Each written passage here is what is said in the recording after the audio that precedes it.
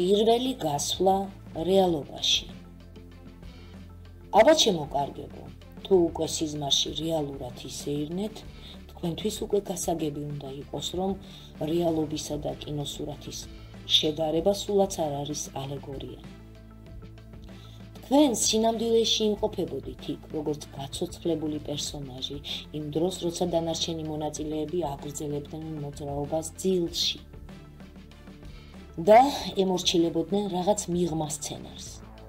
შეიძლება მოგეჩვენოთ, რომ ეს მთლად ასე არ არის, რადგან მე და თქვენ გვესმის, რომ სინამდვილეში ადამიანებს ძინავთ ღამე, დავიანთ საწოლებში. დღე კი ასე თუ ისე გათვითცნობიერებულად იქცევიან. მაგრამ ახლა თავად დარწმუნდით, რომ ეს ასე თუ ისე სასწაულად მწირი და ცოტა რამ არის. თავად დარწმუნდით, რომ პირადად თქვენი ყურადღება მუდმივად იძირება ხან გარე და ხან შიდა ეკრანში. რა თქმა უნდა, თქვენ ეს დაინახეთ და ეხლა იცით, როგორ ხდება ეს. ამიერიდან ყოველთვის, როცა წახვალთ გასეირნებაზე სიზმარში, ხშირად დაიჭერთ საკუთარ თავს იმაზე, რომ კვლავ ჩაიძირეთ ერთ-ერთ ეკრანში და ჩაგეძინათ. რაღაცამ მიიქცია თქვენი ყურადღება, ან რაღაცაზე ჩაფიქრდით და მორჩა. როგორც გათვითცნობიერებული ინდივიდი, თქვენ აღარ არსებობთ. თქვენ საკუთარ თავსაც აღარ ეკუთვნით. მას ვის ეკუთვნით? ვის ემორჩილებით? თქვენ გმართავთ რაღაც გარე სცენარი, რომელიც რაღაც კინოფილმშია ჩაკირული, რომელშიც თქვენ როგორც პერსონაჟი ამ მომენტში იმყოფებით. რას ნიშნავს ეს ყველაფერი? თანდათან მოგიყვებით, ყველაფერი ერთად არა. ეხლა ერთი უბრალო რამ უნდა გაისიბრძეგანოთ. როგორც სიზმარში, ასევე ცხადში, თქვენ ფილმის შიგნით იმყოფებით და თქვენ მიგაქანებთ სცენარის ნაკადი. თქვენ არ ეკუთვნით საკუთარ თავებს, რადგან თქვენ არ გეკუთვნით თქვენი ყურადღება. თქვენ არ ეკუთვნით საკუთარ თავებს, რადგან თქვენ არ გეკუთვნით თქვენი ყურადღება.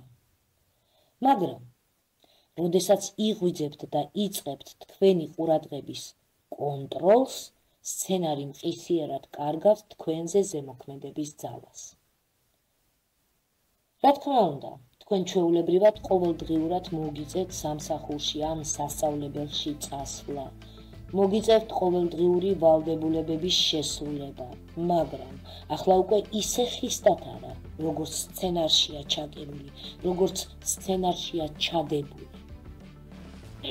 გარშემოყოფი მძინარე პერსონაჟებისაგან განსხვავებით, თქვენ ხედავთ საკუთარ თავს, ხედავთ რეალობას და გათვითცნობიერებულად შეგიძლიათ მართოთ თქვენი ნება, რასაც აქამდე არ აკეთებდით. ეს თქვენი პირველი გასვლაა ახალ დონეზე, საკუთარი თავის ფლობა და რეალობის ფლობა. ჩვეულებრივი ძილისგან თქვენ უკვე ბევრჯერ გამოფხიზლებულ ხართ თქვენი ცხოვრების მანძილზე, მაგრამ ერთი დონით ზემოთ ასვლა ჯერ არ გიცდიათ. ხომ მართალი ვარ? ჩვეულებრივ სიზმარში თუ კი ვერ ხვდებით, რომ ეს სიზმარია, თქვენ უსუსურები ხართ. თქვენ იმყოფებით კინოფილმის შიგნით და მთლიანად შეპყრობილი ხართ მოვლენებით, რადგან ამ დროს თქვენი ყურადღება ეკრანშია ჩაძირული, რომელიღაც ეკრანშია ჩაძირული. მაგრამ თქვენ გარშემომყოფი პერსონაჟებისაგან განსხვავებით, გაქვთ უნარი ამოიღოთ და აიტანოთ თქვენი ყურადღება ერთი დონით ზემოთ. ანუ გაიღვიძოთ თავად სიზმარში. უფრო მეტიც ახვიდეთ ორ დონეზე. ანუ გაიღვიძოთ რეალობაში. სიზმრის პერსონაჟებს ეს არ შეუძლიათ. რითი განსხვავდებიან ისინი ცოცხალი ადამიანებისაგან? მათ არ აქვთ თვითცნობიერება. ისინი არ აცნობიერებენ საკუთარ თავებს, როგორც პიროვნებებს. მათ არ აქვთ ნება, თავის საქციელში ისინი თავისუფლები არ არიან, არამედ სცენარს ემორჩილებიან. მათ არ აქვთ სული, ისინი უბრალოდ შაბლონები, მანეკენები არიან. როგორც სიზმარში გაღვიძებას, როდესაც სიზმარში გაღვიძებას ისწავლით, ჩაატარეთ ასეთი ექსპერიმენტი. შეეცადეთ კითხვა დაუსვათ თქვენი სიზმრის მანეკენს. ვინ ხარ? ის შეეცდება გაექცეს პასუხს ან თავის როლს დაგისახელებს სცენარის მიხედვით, მაგრამ თქვას რომ მე ვარ, ვერ შეძლებს. მას არ აქვს საკუთარი მე. სწორად მსგავსად შეიძლება რომ მანეკენს ჰკითხოთ, შენ იცი რომ მე ახლა მძინავს და შენ კი მე სიზმრები? ეს კითხვაც ჩიხში მოაქცევს, იმიტომ რომ მას არასოდეს არ ჩაუძინია და არასოდეს არ გაუღვიძია. სიზმრის მანეკენი ზუსტად ისევე ცხოვრობს სიზმარში, როგორც ერთხელ გადაღებული კინოფილმის პერსონაჟი კინოფირზე. განსხვავება მხოლოდ იმაშია, რომ ჩვეულებრივ ფილმებს ცოცხალი ადამიანები იღებენ, ხოლო სიზმრების კინოფირები კი მარადიულობის არქივებში ინახება. ისინი იქ ყოველთვის იყვნენ, ანუ ეს კინოფირები და სამრაჯამოთ იქ დარჩებიან, სანამ ეს სამყარო არსებობს. ცოცხალ ადამიანებს აქვთ სული, ნება და თვით ცნობიერება. მათ შეუძლიათ თქვა, ეს მე ვარ, თუმცა სულ ეს არის, რაც შეუძლიათ რომ საკუთარ თავზეც თქვან. ცოცხალი ადამიანები საკუთარ თავებს აცნობიერებენ, მაგრამ მათ თვით ცნობიერებას, როგორც უკვე დაავრწმუნდით, სძინავს. ხოლო როცა საჭიროა რაღაც ქმედებებისთვის მობილიზაცია, ნებისყოფა ძალიან იშვიათად არის გამოყენებული. კიდევ რაც მნიშვნელოვანია, ნება გამოიყენება მხოლოდ მიმდინარე კადრის ფარგლებში. ამაზე ცოტა მოგვიანებით დავილაპარაკებთ. მე ისედაც დიდ პატივს გდებთ ამდენ ხანს რომ ვატარებ თქვენთან ერთად. ჩემო უღირსებო, გამოიყენეთ მომენტი, დატკბით ჩემით, მაქეთ, მელაქუცეთ, მე ტაფტი ვარ, თქვენი უმაღლესი ქურუმი. ყურადღების დევნა, თვალთვალი. მაშა სადამე, ჩემო კარგებო, გავიმეოროთ განვლილი. პირველი, ცნობიერების ჩვეულებრივ მდგომარეობაში თქვენ ერთგვარი კინოფილმის პერსონაჟი ხართ. ცნობიერების ჩვეულებრივ მდგომარეობაში თქვენ ერთგვარი კინოფილმის პერსონაჟი ხართ. თუ კი თქვენი ყურადღება თქვენ არ გეკუთვნით, თქვენ თავსაც არ ეკუთვნით. ამ შემთხვევაში თქვენ გმართავთ გარეთა სცენარი, რომელიც კინოფილმშია ჩაკირული. მე ვიყენებ ასეთ ტერმინებს თქვენი აღთქმის გასამარტივებლად, რადგან სიზმარში და ცხადში დაახლოებით ერთი და იგივეს აკეთებთ. უყურებთ კინოს და მასში მონაწილეობას იღებთ როგორც როლური პერსონაჟები, ანუ თავისუფალი მოქცევის უფლების გარეშე. თუ კი ჯერ კიდევ ეჭვი გეპარებათ იმაში, რომ მოქმედებთ არა დამოუკიდებლად, არამედ დამოკიდებულად, მაშინ შეხედეთ ეხლა თქვენს ყურადღებას. შეხედეთ უცებ თქვენს ყურადღებას. სად იყო ეხლა თქვენი ყურადღება? ვის ეკუთვნოდა? დარწმუნდით, რომ თქვენ არ გეკუთვნოდათ, მას ვის ან რას ეკუთვნოდა და სწორედ ამ სცენარს. თქვენ, ან უпростоრად თქვენი მე არის თქვენი ყურადღება. თუ კი თავს არ აკონტროლებთ, მაშინ სცენარს მიყავხართ. სიზმარში თუ ცხადში ერთი და იგივეა, არ არის განსხვავება. სიზმარი ეს ასეთივე რეალობა კი ასეთივე სიზმარი. თქვათ რომ რეალობა ეს არის სიზმარი ცხადში, ხოლო ჩვეულებრივი სიზმარი კი ზმანებაა ძილში.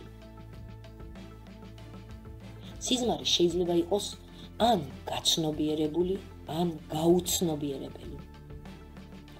გაუცნობიერებელ სიზმარში თქვენ სულელები და უსუსურები ხართ, როგორც ბაჭიები, მაგრამ როგორც კი ყურადღებას კონტროლ ქვეშ იღებთ, თქვენ ცოცხლდებით სურათზე და იძენთ უნარს საკუთარი ნების შესაბამისად იმოქმედოთ, საკუთარი შეხედულებისამებრი მოქმედოთ. თქვენ ადეკვატური პერსონაჟი ხდებით და ამ შემთხვევაში უკვე თავისუფლად შეგიძლიათ ისეირნოთ სიზმარში. ცხადში თქვენ ეს უკვე სცადეთ. დროთა განმავლობაში ამის გაკეთებას სიზმარშიც ისწავლით, მაგრამ ცხადში ამ უნარის ქონა გაცილებით მნიშვნელოვანია. იმიტომ რომ სიზმრის კინო, მიუხედავად იმისა, რომ მარადისობის არქივში რეალური ფირი აქვს, მაინც ვირტუალურია. ცხოვრება კი ნამდვილია. მასში ან უსუსურად აფართხალებთ ფეხებს სხვისი სცენარის ფარგლებში, ან საკუთარი სცენარის რეალიზაციას აკეთებთ. ერთადერთი, რაც ამას ხელს უშლის, თქვენი ჩვევა ჩაიძიროთ ან შიდა, ან გარე ეკრანში. თქვენი ყურადღება ცნობიერების ცენტრში დიდხანს ვერ ჩერდება. თქვენთვის ეს ნორმალურია. რას ვიზავთ? აი ასეთი მახინჯუკები ხართ, არასრულყოფილები. თქვენ ახალი ჩვევა უნდა გამოიმუშაოთ. დააბრუნოთ ყურადღება ცენტრში. თქვენ უნდა გამოიმუშაოთ ახალი ჩვევა, ყურადღება დააბრუნოთ ცენტრში. როდესაც სიზმარში გასასეირნებლად მიდიხართ, მიეცით თქვენს თავს პროგრამა. არ დაგავიწყდეთ, რომ თქვენთვის აუცილებელია გაღვიძება. პირდაპირ დაისახეთ ასეთი მიზანი. თუ კი დაგავიწყდებათ ხოლმე, ან დაგეზარებათ, ვერაფერსაც ვერ ისწავლით. გასეირნებისას მოგიწერთ იმის აღქმა, რომ მუდმივად იზირებით და მუდმივად ჩაგეძინებათ ხოლმე. არა უშავს, ყურები არ ჩამოყაროთ. მოაბრუნეთ ყურადღება ისევ და ისევ. ყურადღებას თვალთვალი გამოუცხადეთ, ანუ უთვალთვალეთ საკუთარ თავს. არ არის აუცილებელი ყურადღება დაიჭიროთ ცენტრში უწყვეტლივ და მუდმივად.